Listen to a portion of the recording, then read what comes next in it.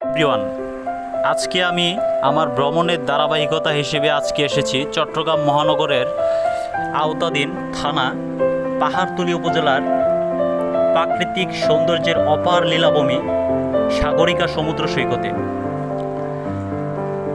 এখানে সমুদ্রর দুই পাশে ঝাউবাগান, মাথার ওপর মেঘের ঢাকা আকাশ, সামনে সীমাহীন সমুদ্র। একের পর এক ঢেউ এসে আমার পা ছুঁয়ে যাচ্ছে, আবার ফিরে যাচ্ছে তার নিজের ঠিকানায়।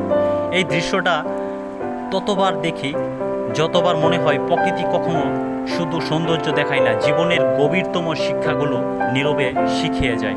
আমাদের জীবনেও কত মানুষ আসে, কত মানুষ চলে যায়, কত স্বপ্ন ভেঙে যায়, কত আশা হারিয়ে যায়, তবু জীবন থেমে থাকে না। সমুদ্রের ঢেউ যেন প্রতিবার ভেঙে পড়ে আবার নতুন শক্তিতে ফিরে আসে। মানুষকেও ঠিক তেমনইভাবে উঠে দাঁড়াতে হয়। মনে রাখতে হবে, জীবনের সবচেয়ে অন্ধকার রাতের পরেই ভোরের আলো ফোটে।